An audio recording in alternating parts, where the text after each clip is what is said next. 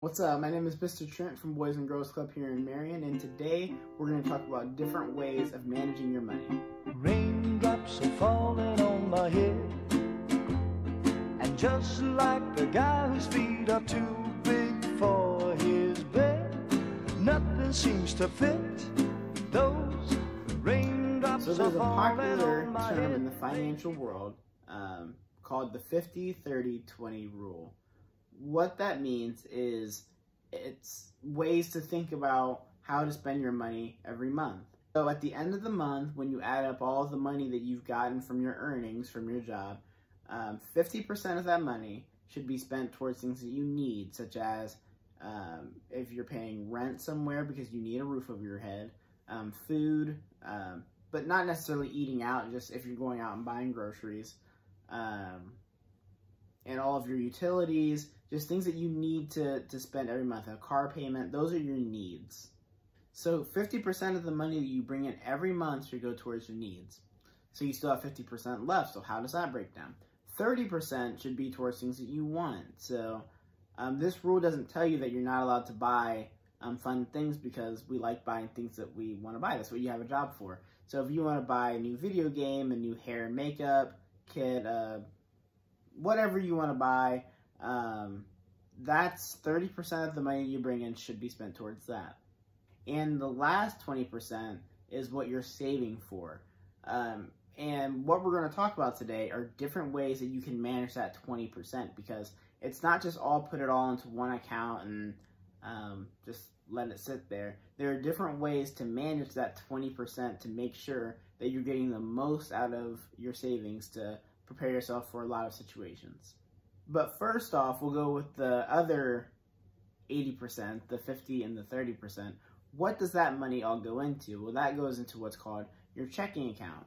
And your checking account is for your immediate bills. So those are like your rent, it gets taken right out. All of the needs that you have, your car payment, those all get taken out of your checking account. That's your main account.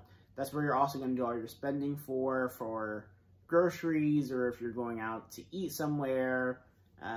That 50 and 30%, the needs and the wants, usually come out of your checking account. So now we'll start talking about the 20% and what that money goes towards. So one way that you can think about that money is putting some of it into a short-term savings account.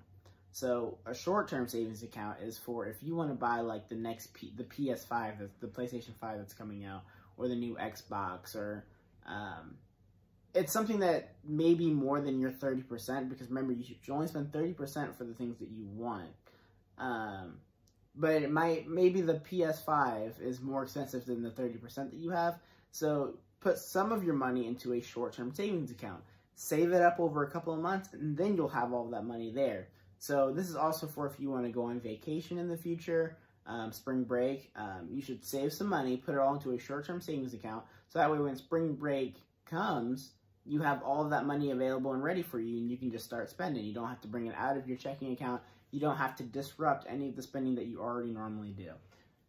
So that is a short-term savings account. Another thing that I wanted to bring up with that was like if you have extra money. So I work at a job where, along with Boys and Girls Club, where I get paid in tips. So if you're like a server somewhere and you already have budgeted a lot of your money in, and you just all of a sudden get more money than what you expected, that's a great place to put that extra money. So that way you can try to save as fast as possible towards the new shoes that you want, or whatever it is. So if you're spending your 20%, put a little bit in your short-term savings account. And there aren't real concrete numbers for how you should break down the 20%. It's just something that you'll figure out on your own. But make sure you put some of it in the short term and then some of it in what's called a rainy day fund. What a rainy day fund is just in case something goes wrong. So if something happens with your car, or something happens to your house and you need to fix it, you have to spend a lot of money. It's money that you didn't anticipate spending, but it's going to cost you a lot and you need to spend it. So that's what a rainy day fund is good for. There's never enough money in this account either. So whenever you think that you've put too much money in this account, you haven't put enough in there yet. And lastly, you always want to really consider a long-term savings account. The benefit of a long-term savings account is that you're planning for your future. It's a way to kind of get ahead and being proactive about saving for your future.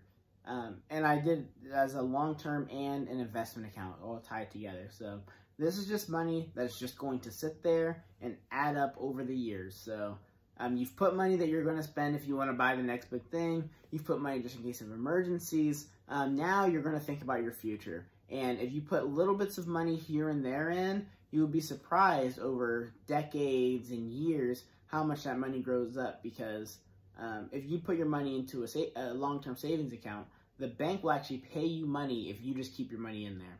So that's the big point of that. With that money, you should never plan on spending it, and you should not plan on seeing it for a long time. It's just going to sit, but when you're a bit older, you're going to really appreciate having it put that money into an investment account or a long-term savings account.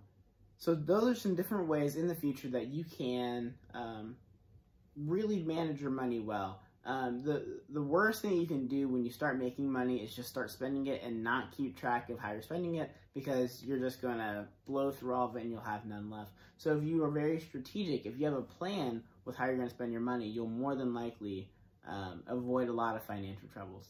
Thank you for watching this video from our virtual club. Be sure to check out this website for lessons just like this one, updates from your favorite staff, and for some fun activities that you can do at home.